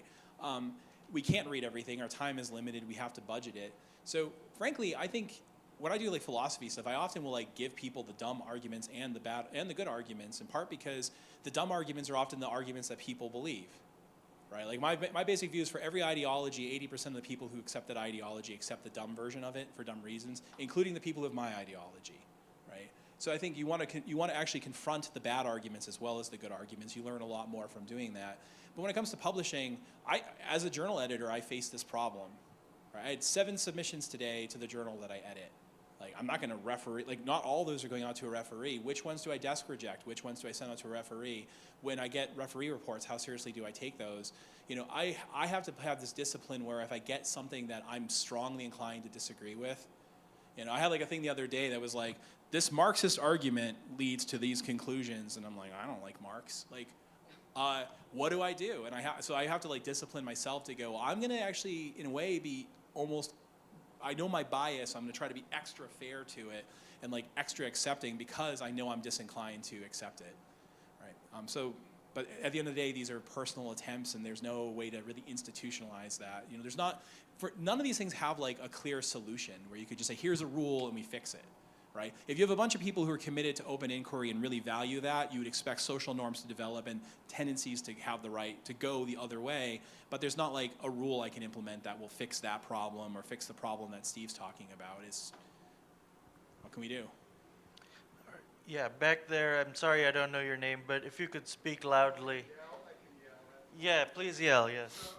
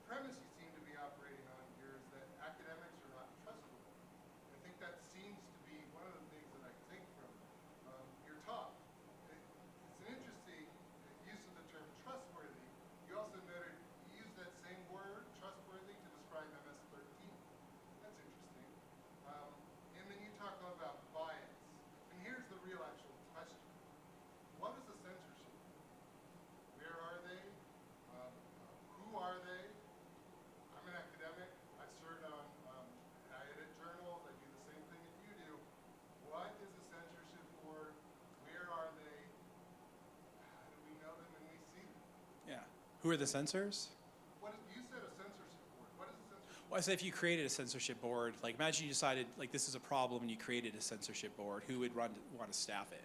Like who would like try to, if you created more power for this, who would try to be in charge of it? That's one of the things I'm worried about. But who are the censors? And you're the better ones because you're here, right? They're all over.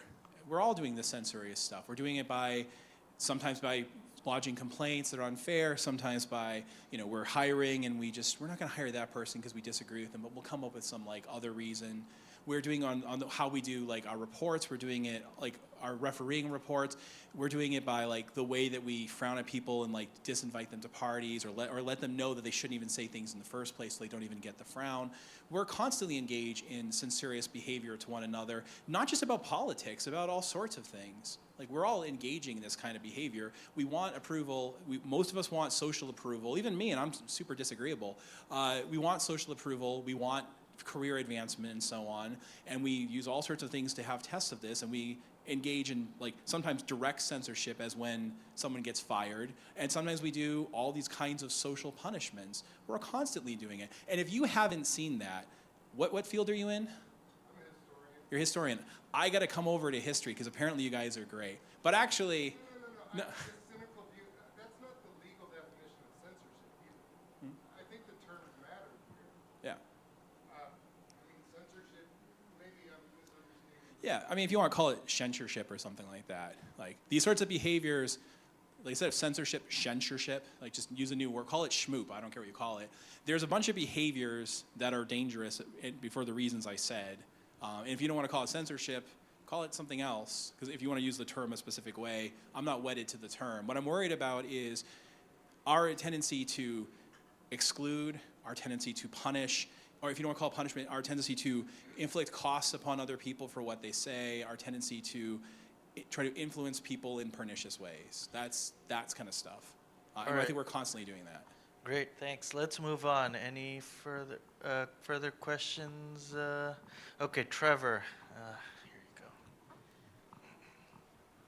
So I'll keep this quick. I think it's just a clarification question, but I'm curious, given your view, whether it's the case that, given what we know, there's just no way that you could build an educational institution that would be that would meet the standard of trustworthiness, however that's defined, such that we could enforce standards of censorship in ways that wouldn't be abused. That's one possibility. The other possibility is that this is a meetable standard, but it would require an overhaul to the way our higher ed institutions are structured. Perhaps, in your view, addressing at a minimum the 7 items from, I forget, the Cracks in the Ivory Tower book that you presented. I'm curious which of these two views better encapsulates, better tracks the argument that you've made, and if it is possible to redesign a higher education institution that would meet the standards of trustworthiness such that we could create a censorship board or have some other enforcement mechanism for this, what that would look like. Yeah, that's a great question. I don't really know necessarily all the reforms. It's much easier to complain than it is to fix things. I mentioned before something like having a free speech ombudsman board. Even at Georgetown, to our credit, we have a speech committee whose job it is to look at complaints about students when they're complaining about one another and what they say, and it goes to with the vice president of student affairs, and it goes to this board, and every single time someone says a student complained about another student saying this, what should we do? And I raise my hand first and say nothing, because we have these principles we're committed to and they're in everyone's contracts, and then everyone in the room agrees with me, and then the vice president says I agree, and then we do nothing. We just tell the students, yeah, you got to live with that. That institution happens to work there because it's filled with free speech people, but if it were filled with anti-free speech people, it would fail. I don't know of a great institutionalization to fix all these problems. I think we can make some progress. I think other speakers in this room are going to have some better ideas than I have about what to do. But at the end of the day, we're never really going to, this is a standard we think we should meet, and we're never going to meet it. And I think that's true of a lot of our institutions. If you read any other democratic theorist other than me, and they talk about how democracy should function, no actual democracy does that. So then it's well, none of them meet it, so what we need is the closest approximation we can get in the real world to this. But yeah, humans are corrupt, and as a result, our institutions are corrupt. And we can't do much about that, but for waving a magic wand and making us angels. Great. I'm going to get a question from the app here. What is your recommendation for a student who feels silenced or censored? Yeah, great question. One thing I would recommend is be a bit more of a jerk. I don't want to be flippant about that, but you often think there's a strong tendency for people to believe they're under more pressure than they really are, right?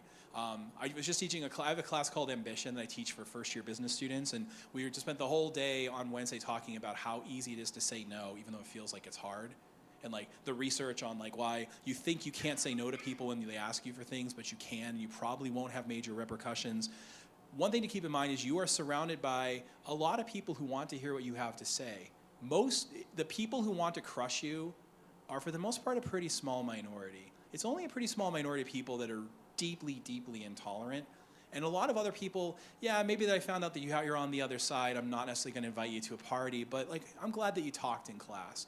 Like, take some risks, right? You can take minor risks to start and see what happens and then build up.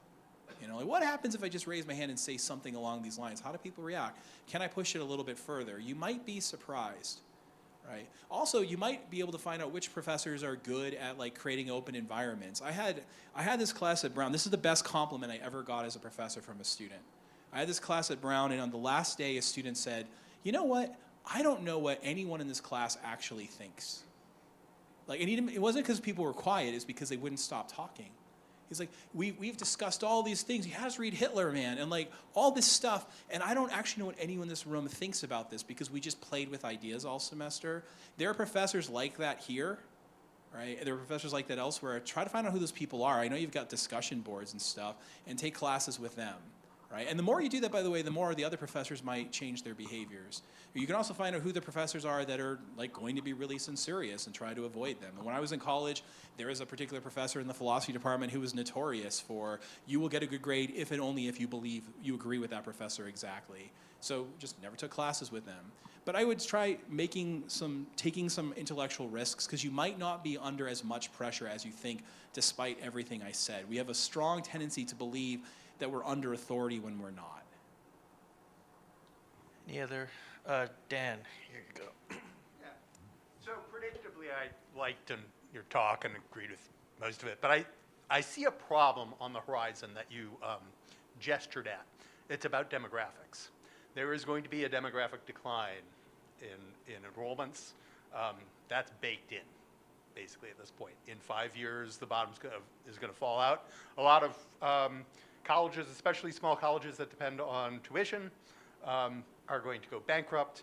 Flagship universities like this one won't, but they too are going to face a lot of cuts, most of them. So when that happens, I am just as cynical and suspicious of us academics as you are.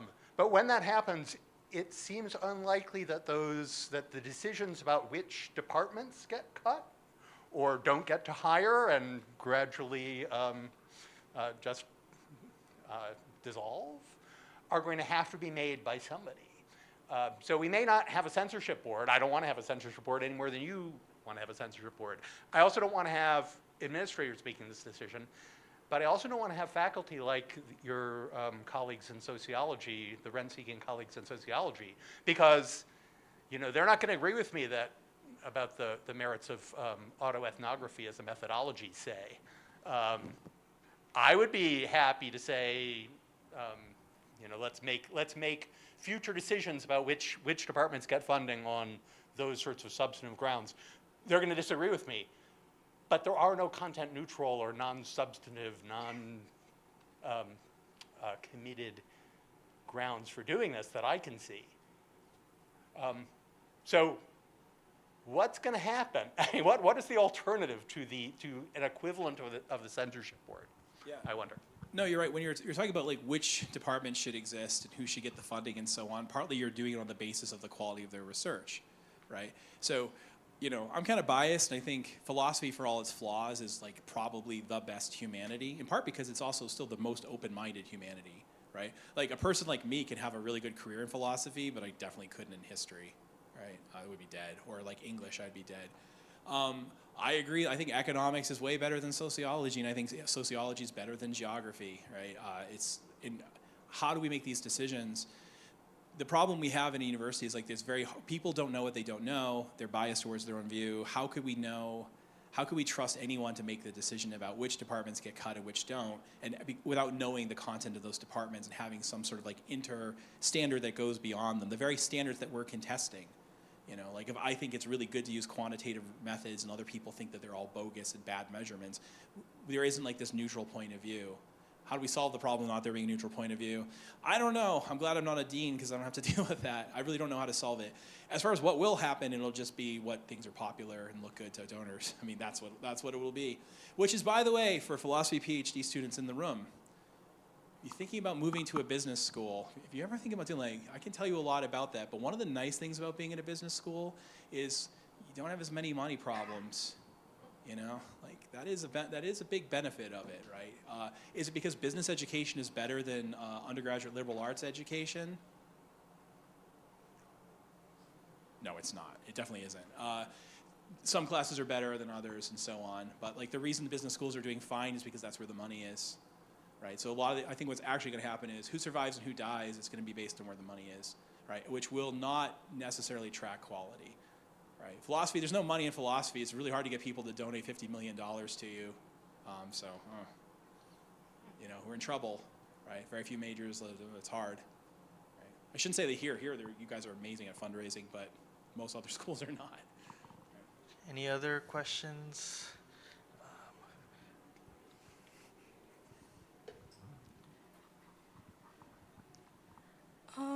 So from what I understand, you have a concern of like the abuse of power when it comes to censoring specific language. I was curious as to what your thoughts are on specific censorship. So like, if like the term racism is super broad, but what are your thoughts on the censorship of like this specific word or this specific slur that like has been known to perpetuate hate and violence? Do you think that like that possibility of abuse of power still exists? Yeah, that's a great question. Like, in principle, I'm gonna get in trouble for this. In principle, I would be willing to publish like a pro-racism paper in my own journal. It would be subjected to extremely high standards compared to like most other things. But in principle, I'd be willing to do that. But then if they used like certain racial slurs, I would just blot it out. If they were quoting it like the way that I did, like, I want to show you Marx saying this, I'd put it up. But if they were using it themselves, but frankly, that's already covered to some degree by professionalism standards. Like, you don't generally swear, even with polite swears inside of journals, right? You don't use other kinds of language for the most part. So offensive language is one thing. But then, I don't want to name the person because I don't want you all to like Google him or anything like that. But there's like a particular philosopher right now who used to be working at Cambridge and is defending a kind of race realism, right? And he manages to publish this stuff in a bunch of scientific journals and philosophy journals and so on. And it's like, I don't agree with him, but I think those papers should be allowed to be published. And if he came up for tenure and he had like 15 articles in top-level journals defending that stuff, I were an external referee for him for tenure, I would say, yeah, he should get tenure, even though I think, you know, I don't think highly of his stuff. But that doesn't mean, yeah, certain words can get banned. I think that's reasonable. All right, that's part of why I didn't read those words out loud. Hey, sorry. Thanks for the talk. I was just wondering, it seems like a lot of the argument was focused on the general corruption of human nature, but it doesn't seem to follow from that like there are no institutional constraints we could place on different academic or even in outside of academic contexts. You know, think about like things like the jury trial, where we just have procedural safeguards in order to counteract the fact that human beings indeed are biased or don't know what they don't know. And so it just seems like you need to say more about the fact that human beings are corrupt, but also there's no way to constrain that corruption with a particular kind of system. So, I mean, for instance, it would seem like a mistake to say that sometimes Title IX sexual harassment procedures go awry, that we should just get rid of Title IX and not take women's concerns about sexual harassment or rape seriously, because humans are corrupt. Like, presumably you think that the rational response is to introduce procedural safeguards that have due process that universities oftentimes don't implement. So why not say something like that in this case, where we just say, oh, well, human beings are indeed corrupt, but that doesn't stop us from having lots of systems that address injustice. Yeah, no, you're absolutely right. And part of what I think is we're especially bad about certain things, right? So it's like, in general, you should be worried about people because in general, they're pretty bad about lots of stuff. But we still have to do, like, we have to have police officers, even though police officers often abuse their power, right? Like, that's a claim I'm willing to defend. I actually wrote a book on that, so I'm willing to defend that claim. Police officers often abuse their power, but they're still actually really useful. We can't get rid of them. We have to try to fix them as best we can, right? But that might be a case where I can go, this is a case where the corruption levels, like the amount of abuses around here and the benefits of them are really high over here. In this case, and maybe I didn't establish it through the talk and I need to do more work, I think it's like these are particular issues where we happen to be really, really bad. Like, I think anytime like something is a political issue, we become especially untrustworthy. Right, so things that, like, in what counts as politics, just whatever people happen to think of as a political issue. I'm just gonna like punt it to like how, you know, as a social fact, what people consider political. Like, is it political to, like, you know, all of a sudden it's political to have this brand of soda and not that one, right? Whatever people think is political, once it gets activated as a political thing in our brains, we become especially stupid and especially corrupt. And so these kinds of issues are, I think, being used in very political ways, and we see people like being extremely broad and extremely penurious and or extremely like I don't know, what word am I looking for? Like, they're just overdoing it so much. I think this is one of the cases where I'm less trusting of their power, right? But for me, every time we're talking about power, it's almost always like a kind of fundamentally cost-benefit analysis type thing. Like, what is this? If we give people this power, what benefits come? What costs come? What are the benefits and costs of not giving them that power? And do a comparative thing. I'm trying to say in this particular issue, for these reasons, I'm really worried about them, much less than I'm worried about, say, sexual harassment issues, where there are a lot of problems with that too. But maybe I haven't established that, but at least that's an argument I'm trying to make. Okay, one last question if anybody has it. If not, we can, okay. Let me, if you can grab the mic here.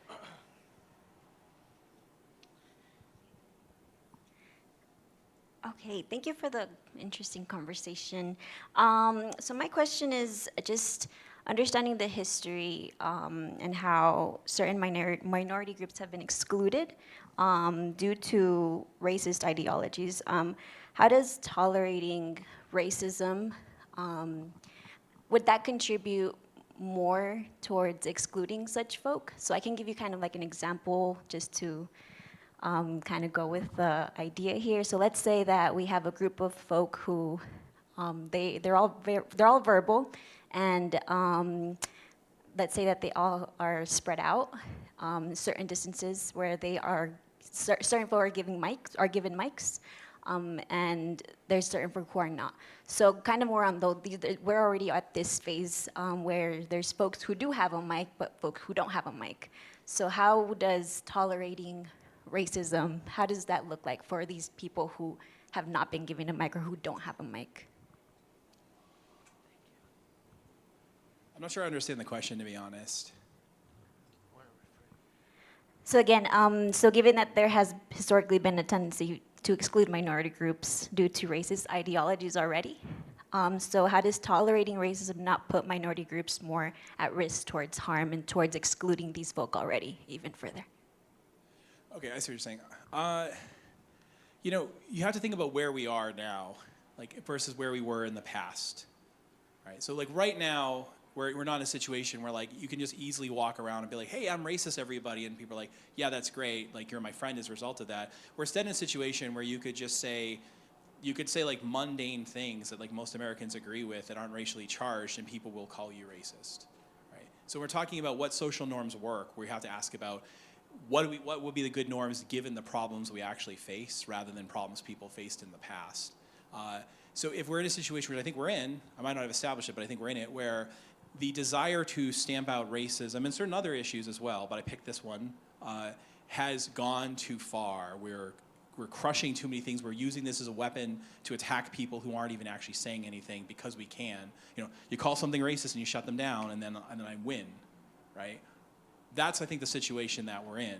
Because of that, I think I'm not really, really worried that, like, I mentioned that particular philosopher before, the race realist guy. I'm not worried that if he had stayed at Cambridge, that would mean that, like, black students at Cambridge would have like a massive disadvantage in getting jobs or find like the environment just absolutely awful to be in. They wouldn't have even really noticed it if they hadn't like talked as much about it, right? So I think when we're asking like what do we do, we're talking about what do we do about the problem that we face. All right, great. We're at time, so thank you so much for coming and for your questions. Just the next things are 5:30 dinner for the speakers, but if you want to grab a drink later and join us 7:30 at the Royal Room, which is on 6th and 6th. So great, thank you. Let's thank Professor Brennan.